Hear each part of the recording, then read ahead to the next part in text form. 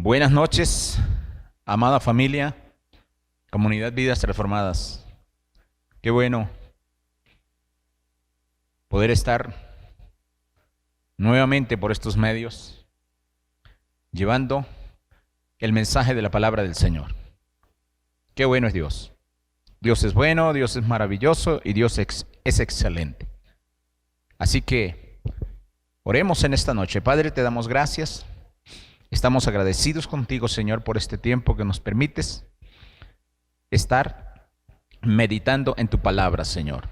Gracias, porque sabemos una vez más que tú estás con nosotros, Señor, en nuestras vidas, en nuestros corazones, a través de la persona del Espíritu Santo, y que tú estás, oh Dios, con esa familia, comunidad, Vidas Transformadas. Señor, gracias, porque creemos que también tú estás con aquellos, oh Dios, que te reciben en su corazón, en su vida, y forman parte de la familia de los hijos tuyos. Padre, te damos gracias en esta noche y vamos a continuar en este estudio de la palabra, Dios mío. Gracias, Señor. Amén.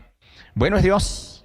Bueno, mis amados, hemos venido compartiendo el tema acerca de la gracia que comparte, ¿verdad?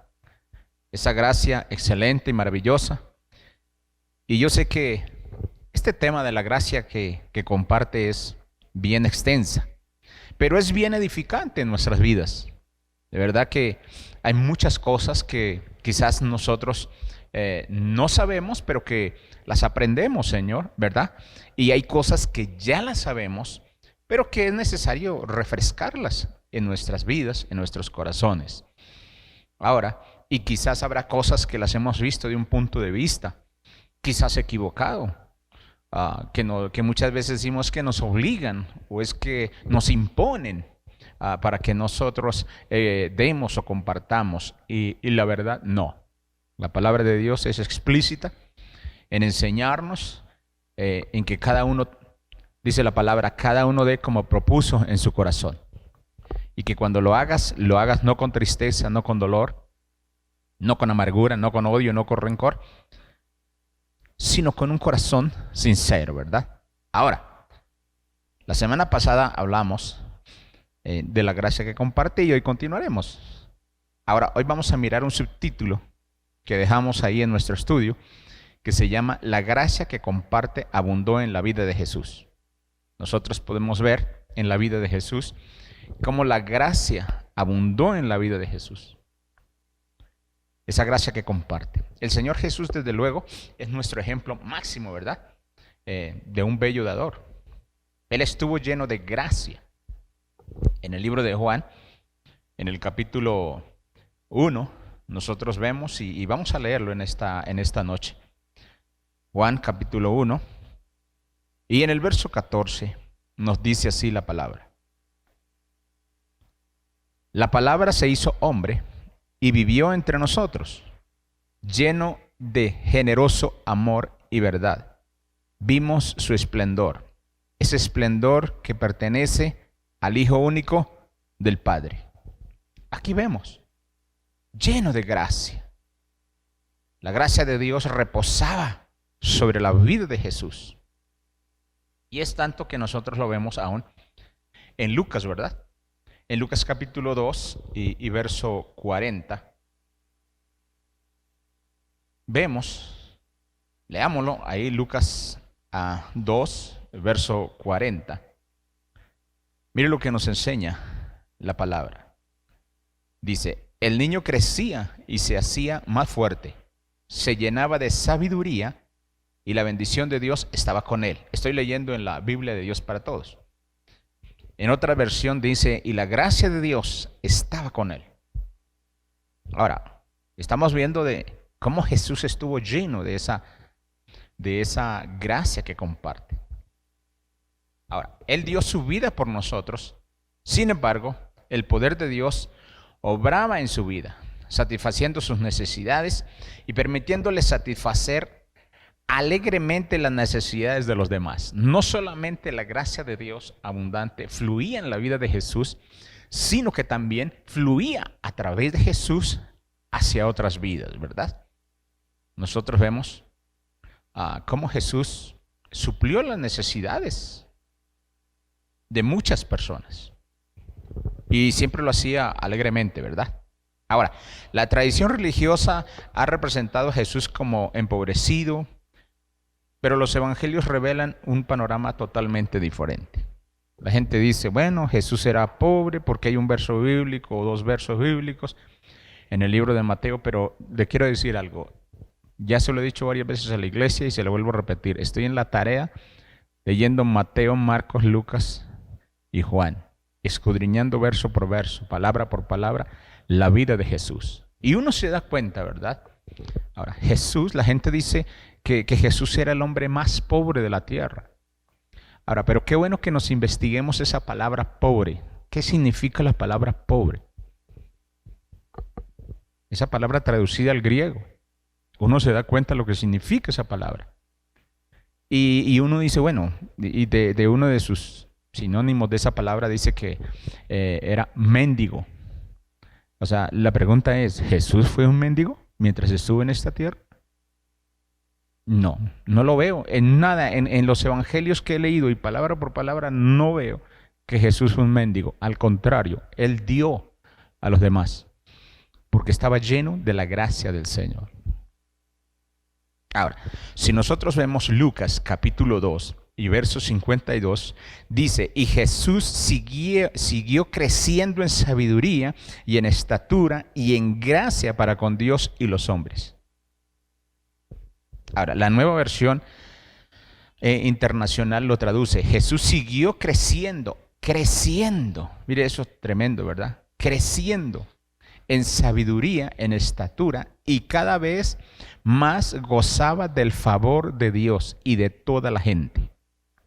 Este favor incluía provisión económica. Hubo muchas maneras en que Dios proveyó para él. Cuando llegaron los sabios, ustedes recuerdan cuando Jesús nació, llegaron los sabios del oriente allí. Ahora, dice la Biblia que le trajeron, leámoslo, en Mateo capítulo 2, verso 11, nueva traducción viviente, nos dice, se inclinaron y lo adoraron, luego abrieron sus cofres de tesoro y le dieron regalos de oro, incienso, mirra. Ahora, los que vinieron a visitar a Jesús eran hombres ricos, no eran hombres miserables, hombres pobres, hombres que no tenían que dar, ¿verdad? No, eran hombres ricos que trajeron regalos apropiados para un rey, no trajeron por ahí cositas. No trajeron canasticas, no trajeron esos que suenan por ahí de pasta, no trajeron lo más mínimo, lo más insignificante. No, trajeron buenos regalos.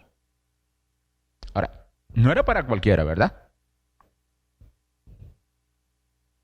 Trajeron apropiados para un rey. Esos regalos fueron probablemente los recursos que le permitieron a José llevar a ese joven y a su familia a Egipto, cuando ustedes recuerdan cuando Herodes empezó a perseguir a todos los niños de un lugar, de otro, para matarlos, ¿verdad? Y de ahí María y José escaparon. Ahora, todos esos recursos que trajeron los ricos que vinieron a visitar al niño, los usaron ellos como medio para alimentarse allí mientras estaban en la estadía en aquel lugar, ¿verdad? Para transportarse, luego también para el mantenimiento, el cuidado de su familia. Ahora, nosotros vemos algo bien importante. En el ministerio de Jesús y su equipo que lo acompañaban, sus compañeros en el ministerio, les proveían apoyo económico permanente. En la Biblia de las Américas menciona a muchas mujeres que sus bienes personales contribuían al sostenimiento de ellos, o sea, de Jesús y los apóstoles. Ahora, Jesús fue tan bendecido económicamente que en Lucas capítulo 22 y verso 35 declaró que a sus discípulos nunca les faltó nada durante el tiempo que pasaron con él. Aun cuando los envió al ministerio, además a él le dieron tanto que designó a un tesorero. Ustedes saben que eran 12 y entre esos 12 nombró a un tesorero que era Judas. En la Biblia de las Américas dice así: pero dijo esto, Juan capítulo 12 y verso 6.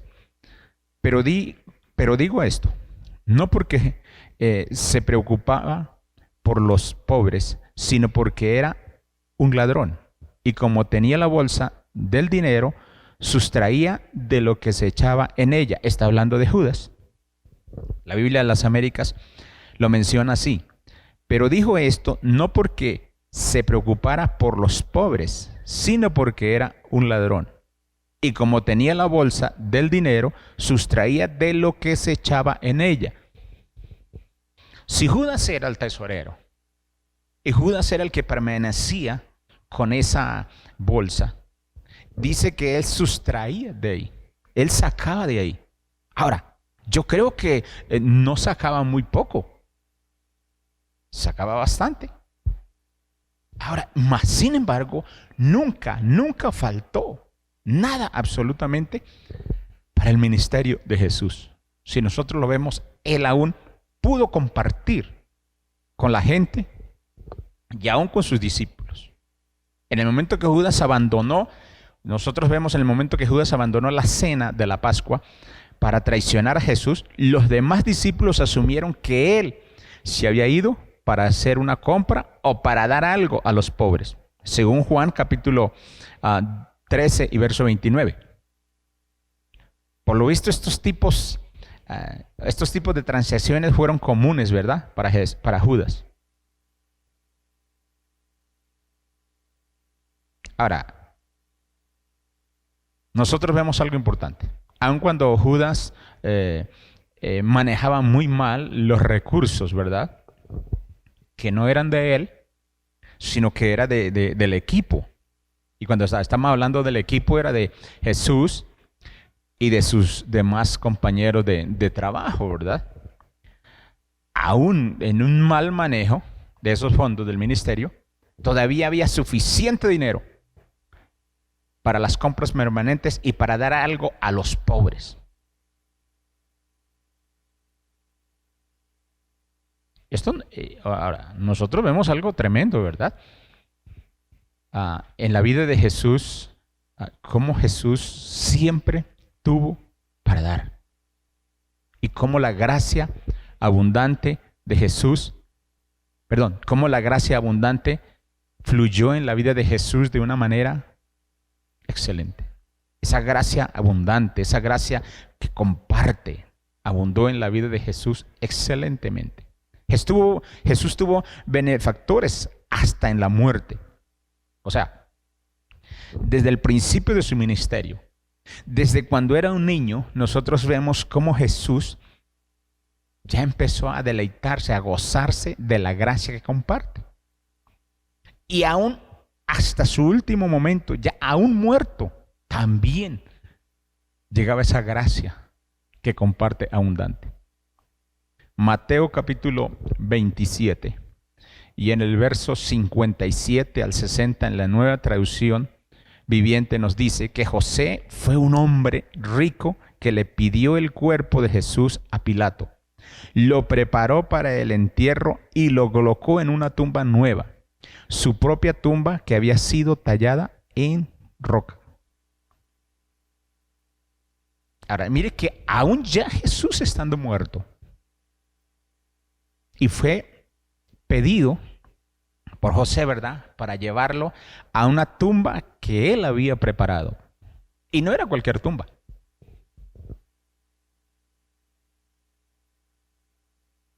Ahora también vemos en Juan capítulo 19, verso 39, la Nueva Traducción Viviente, nos informa que Nicodemo acompañó a José para ayudar a preparar el cuerpo de Jesús para el entierro y que llevó consigo unas 33 kilos de ungüento perfumado, una mezcla de mirra y aloe.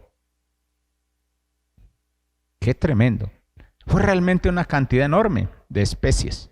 De hecho, fueron las suficientes especies para enterrar majestuosamente a un rey. O sea, mire todo eso, especies, todo aquello. O sea, ¿cuánto valían esas especies? Ahora, note que ya Jesús estaba muerto. Pero los que lo rodeaban antes de él morir habían aprendido acerca de la gracia que comparte. No se detenían para dar. No se detenían para compartir. No lo pensaban, como dijo alguien, no lo pensaban dos veces. ¡Qué tremendo! Ahora, no estamos insinuando de que Jesús vivía una vida de derroche y todo eso. No estamos diciendo eso. Estamos diciendo es que en la vida de Jesús, la gracia que comparte fluyó desde que fue un niño, desde que nació allí, hasta aún en el momento de enterrarlo. Esto nos deja una gran enseñanza. Mientras Jesús estuvo en la tierra, no hay registros de que Jesús montara en carros de oro, que tuviera yates o que tuviera una opulencia. No hay esos registros, ¿verdad? Pero sí hay registros en que Jesús satisfaciera las necesidades de la gente, que pudiera darle de comer a los hambrientos, que pudiera hacer algo por la humanidad. Sí lo hay. Claro, en aquel entonces no había aviones, no había helicópteros, no había yates, no había nada de esos medios. Si recordamos los medios de transporte que habían en aquel entonces, eran se le dice chalupas, ¿verdad? O canoas de remar, ¿verdad? Que era lo más básico, y los camellos y el asno. Esos eran los medios de transporte que había en aquel entonces. Pero la gracia que comparte, que surgió del corazón y de la vida de Jesús, y todavía nos llega hoy en día, ¿verdad? A nosotros, lo convierte a cada uno de sus hijos en un dador más bello de todos los tiempos. Eso es lo hermoso. Eso es lo precioso. Ahora, estamos mirando la gracia en la vida de Jesús, la gracia que comparte. Claro, hay mucho más. Cuando leemos nosotros Mateo, Marcos, Lucas, Juan, uno se da cuenta todo lo que Dios hizo de una manera súper natural en la vida de Jesús. Ahora, los principios de dar. Vamos a mirar, dejemos ya a Jesús allí y miremos los principios del dar. He aquí algunos principios del Nuevo Testamento sobre cómo debemos actuar según la gracia que comparte. Esto es para nosotros como iglesia, como pueblo, como hijos de Dios. ¿Cómo debemos de actuar? Número 1, los creyentes deben dar personalmente. En 2 de Corintios capítulo 8 y en el verso 15, nosotros encontramos un verso muy hermoso que nos enseña en segundo libro de los Corintios, capítulo 8 y verso 1. Dice así: hermanos, ahora queremos que sepan de la oportunidad que han tenido las iglesias de Macedonia de recibir y expresar el generoso amor de Dios. Ellos han pasado por muchos sufrimientos, viven en la pobreza, pero a pesar de ella y de las dificultades, han sido muy generosos porque están llenos de alegría. Les puedo asegurar que ellos dieron todo voluntariamente y hasta entregaron más de lo que podían. Incluso nos han rogado una y otra vez que les demos el privilegio de participar en esta ofrenda para el pueblo de Dios. Y leamos el 5. No dieron simplemente de la manera que esperábamos, sino que primero se entregaron al Señor y luego a nosotros siguiendo la voluntad de Dios. Miren lo que pasó con los de estas congregaciones. Dieron. Entonces dijimos, primer punto, los creyentes deben dar personalmente. Pablo escribió la gran generosidad, ¿verdad?, de los de Macedonia. Ahora, primeramente, ¿qué hicieron? Se entregaron al Señor y luego a nosotros por la voluntad de Dios. Nuestro dar no es solo un ritual religioso, sino que refleja una vida totalmente entregada a Dios. El dar debe ser de corazón, la esencia misma de lo que nosotros somos. No vamos, es importante esto, no, yo doy porque es que me toca. No, Dios no obliga a nadie a creer algo. No, eso es algo personal, eso es algo voluntario, eso es algo que usted ha propuesto en su corazón. Hay gente que dice, no, es que me obligan. No, Dios no está obligando absolutamente a nadie. Cuando nosotros aprendemos todo esto de la palabra del Señor acerca de la gracia que comparte, los únicos beneficiados, los únicos bendecidos somos nosotros los que damos. Claro. ¿Por qué? Porque ya Dios nos dio a nosotros. Si nosotros vemos, ahora hay mire, desde el libro de Génesis encontramos nosotros que Dios es un dador. Dice la Biblia que Dios hizo todo. El día 1, el día 2, así sucesivamente hizo el universo. Hizo el huerto del Edén y se lo entregó al hombre. Y le dijo, mira, ahí está para administrarlo. Dios es un dador. Y si leemos el libro de Mateo, envió a su Hijo, de tal manera amó Dios al mundo que ha dado a su Hijo unigénito. Lo ha dado, lo entregó, lo dio. Y así sucesivamente. Y eso lo encontramos cantidad. Ese es el Dios que nosotros tenemos. Un Dios que está dispuesto a dar. Y si ese es el Dios que nosotros tenemos en nuestras vidas, a través de la persona del Espíritu Santo que vive en nuestros corazones, eso somos nosotros. Juan lo dijo, ¿verdad? Que como era Él, así somos nosotros. ¡Qué hermoso! Entonces, punto número 1. Los creyentes deben dar personalmente. Ojo, no porque le manipulen los sentimientos, no se deje manipular los sentimientos, las emociones, no se deje lavar, se lo voy a decir así, no se deje lavar el cerebro para que la gente, no, es que usted tiene que dar, porque si usted no da es maldecido. No, eso no existe en la Biblia. De algo, pero délo de corazón sincero. Punto número 2. Los creyentes deben dar sistemáticamente. Pablo en 1 Corintios, capítulo 16, y en el verso 2 dice de la siguiente forma. Los domingos, cada uno de ustedes debe separar y guardar algo de lo que haya ganado en la semana. Así no tendrán que hacer colectas cuando yo llegue. Mire lo que Pablo menciona. Bueno, en otras versiones dice que el día de reposo. Aquí en esta versión dice el día domingo. Dice, los domingos cada uno de ustedes debe separar y guardar algo de lo que haya ganado en la semana. Está hablando de los domingos. O sea, ¿cuántos domingos trae el año?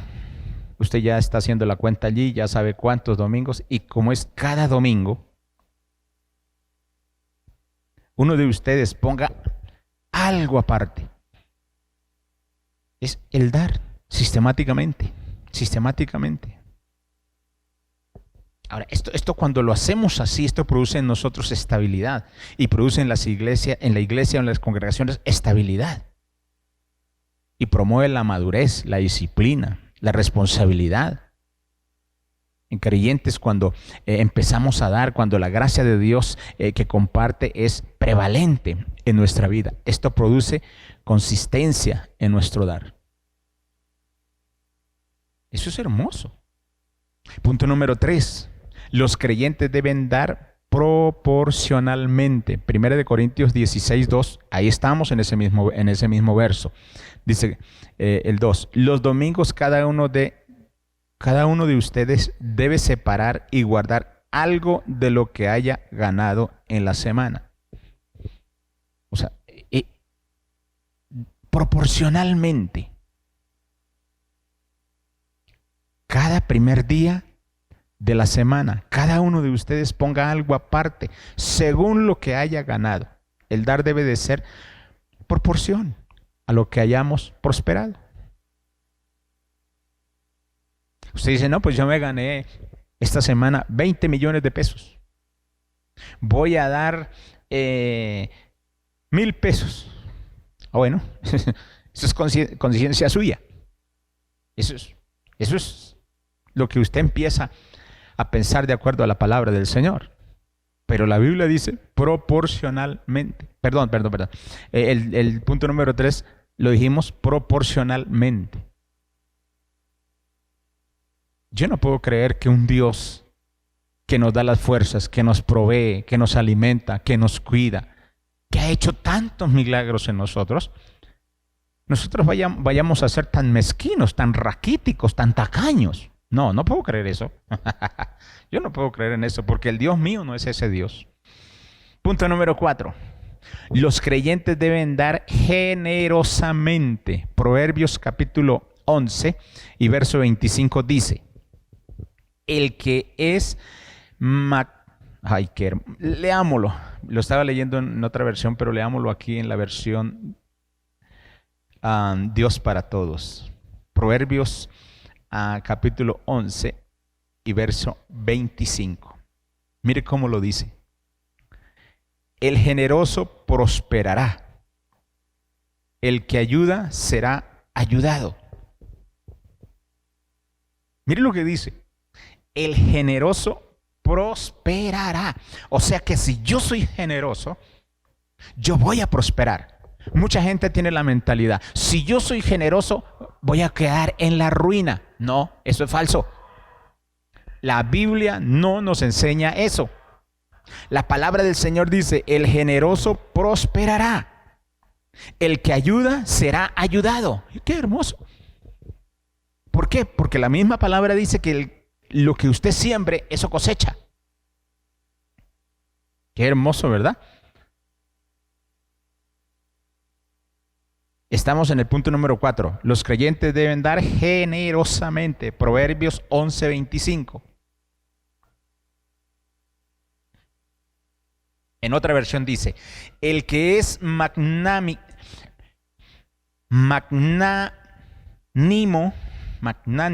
prospera.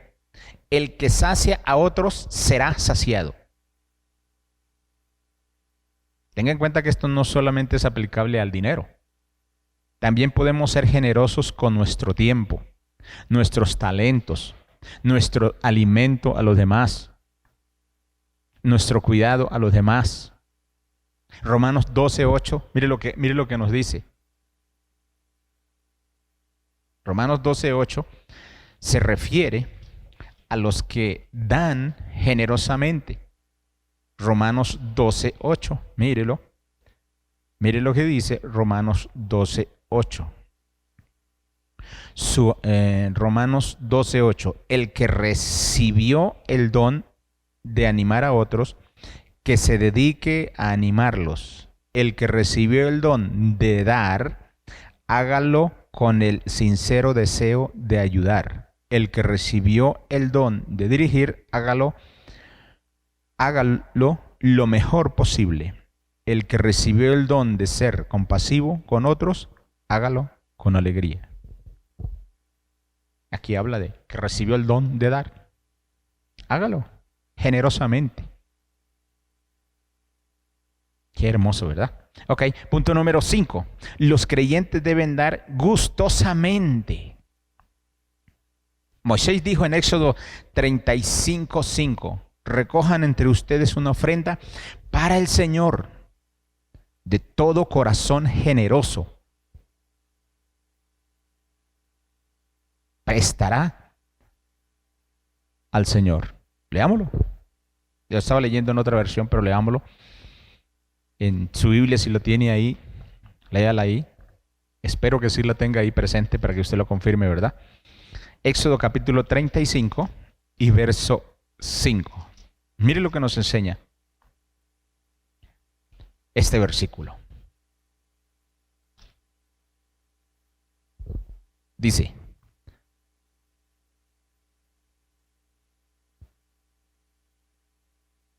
¿listos? Dice, recojan entre ustedes una ofrenda al Señor.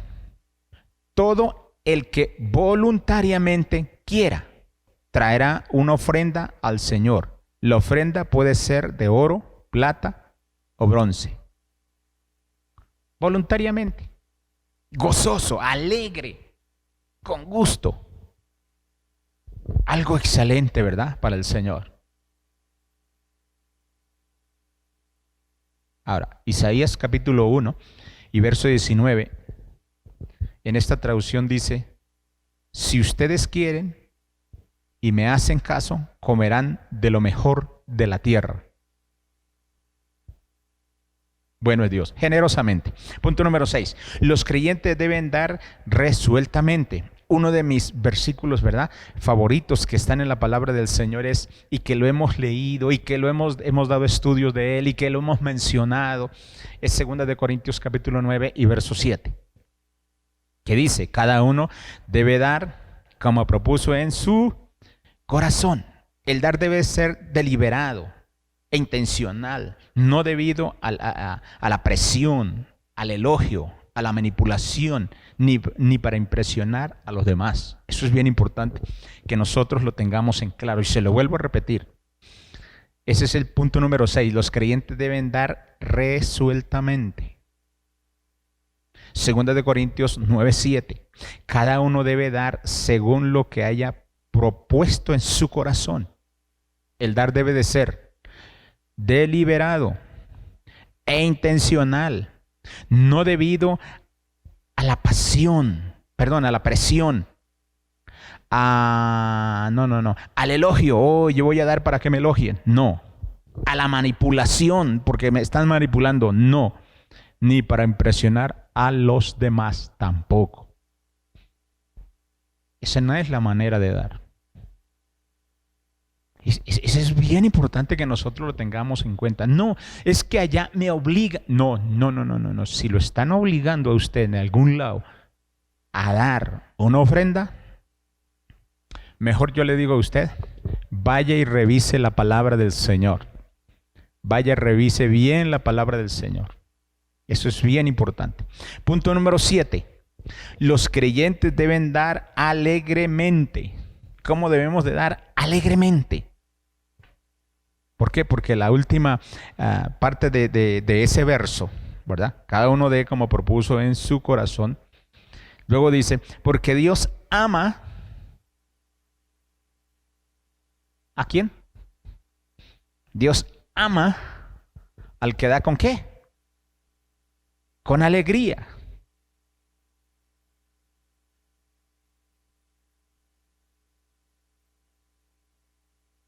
Porque Dios ama al dador alegre. El dar debe de ser realmente un gozo, una alegría. Ahora, se lo voy a leer en otra versión, en la versión amplificada, en el mismo verso 7 dice, se complace en estima por encima de otras cosas y no está dispuesto a abandonar o a prescindir a quien da, cuyo corazón está en el dar, con alegría, quien es gozoso, rápido para hacerlo. Eso lo habla la Biblia amplificada. Mire qué tremendo, con gozo, con alegría. Hay personas que dicen, no, yo voy a dar algo, voy a dar 50 pesos, pero ay, es que no, qué dolor, qué tristeza. No, ¿para qué damos así? Pues si eso está en el corazón, es mejor no dar. Si la persona dice, yo di hoy una ofrenda de 20,000 pesos, pero ay, qué tristeza, qué dolor, es que no tengo más. No, ¿para qué? ¿Para qué lo hace? Y si se va hablando con el uno, con el otro y diciendo, ay, es que yo di 20,000 pesos, pero, ay, qué tristeza, qué dolor. No, no, no, no, no, no, no. Al contrario. La palabra del Señor dice, mi Dios pues suplirá. Ahora, si nosotros creemos que el Dios que nosotros tenemos es un Dios que suple, que provee, amén. Así es, porque así lo ha dicho Él en su palabra. Y voy para el punto número 8. Los creyentes deben dar responsablemente. Hay un principio de responsabilidad cuando se trata de las finanzas. Debemos apoyar fielmente a nuestra iglesia local y hacer nuestra parte para llevar a cabo la gran comisión. Mateo 28, 19 al 20. Eso es importante. Qué bueno que usted, y no estoy hablando solo por Comunidad Vidas Transformadas, si más tarde alguien que no se congrega acá escucha o observa este video y allí en su congregación donde está plantado, puede dar, hágalo voluntariamente. No, eso sí, no se sienta presionado para dar, hágalo voluntariamente, con gozo, con alegría. De hecho, aquí nosotros necesitamos recursos. Bastantes recursos necesitamos. Quisiéramos tener pastores en diferentes lugares, abrir diferentes congregaciones y tener pastores. Pero todo eso demanda arriendo, demanda alimentación, demanda tantas cosas que demanda. Quisiéramos tenerlo. Quisiéramos tener no solamente una misionera, quisiéramos tener muchos más misioneros y ojalá poderles apoyar económicamente. Ahora, no solamente esto, pudiésemos hacer actividades donde podemos ir a ayudar a los pobres, porque también tenemos la otra parte, pobres, personas que no tienen en los barrios, en diferentes lugares, personas que quizás pasan un día con una sola comida. Pero qué bueno que pudiéramos aportar para ir a ayudarles a ellos. Dios es bueno con nosotros. Dios es bueno. Y punto número 9. Los creyentes deben dar ilusionadamente. Muchos pasajes de la Escritura, como Eclesiastés 11, 1 al 3 y Lucas 6, 38, abordan las bendiciones relacionadas con el dar y debemos dar con un corazón expectante. Y yo finalizo porque eran 10 puntos. Finalizo con el punto número 10. Los creyentes deben dar reverencialmente. Punto número 10, los creyentes deben dar reverencialmente. Dar genuinamente es mucho más que una transacción financiera. Es un acto de reverencia a Dios. Deuteronomio capítulo 26, verso 10 y verso 11 enseña todo esto.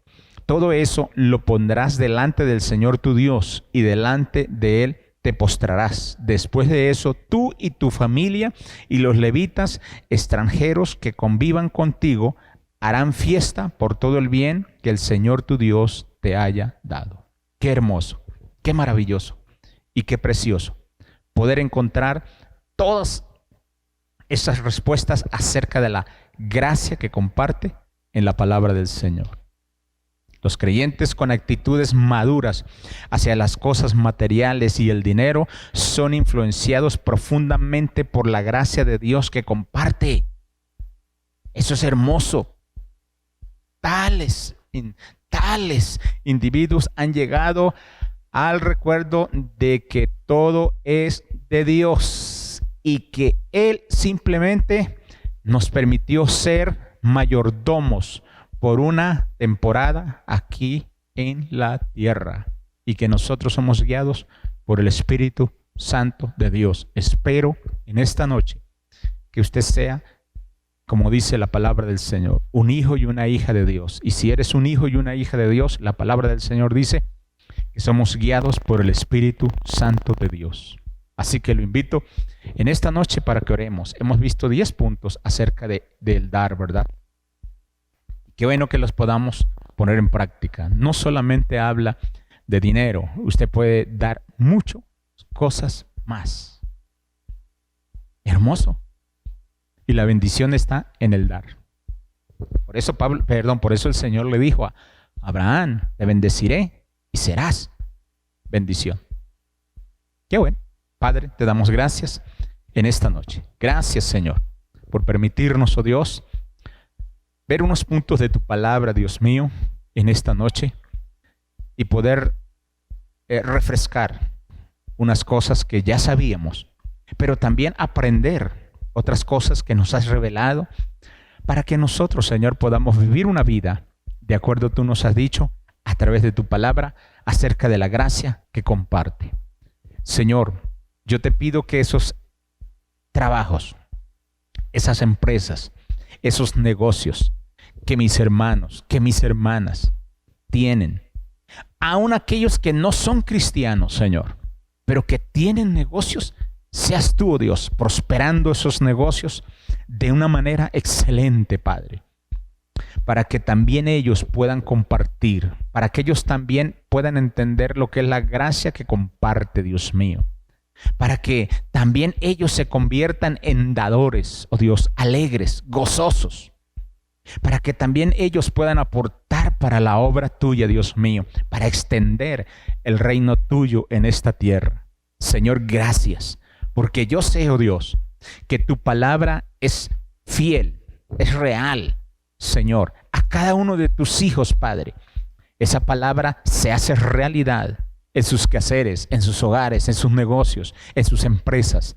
Padre, hoy te doy gracias, Dios mío, porque sé que se abren puertas, Dios mío, de grandes bendiciones, Señor, en cada empresa. Oh Dios, en cada negocio, Señor. Y allí se aumentan los ingresos, Padre. Pero sé que también les revelas a cada uno de ellos que tú lo haces con el propósito para que ellos puedan aportar, Dios mío, a tu obra, Señor, para que tu obra y tu reino se extienda de una manera sobrenatural y podamos llevar a cabo, Padre, muchas cosas para el beneficio eterno en esta tierra. Señor, gracias te damos en el nombre de Jesús. Amén y amén.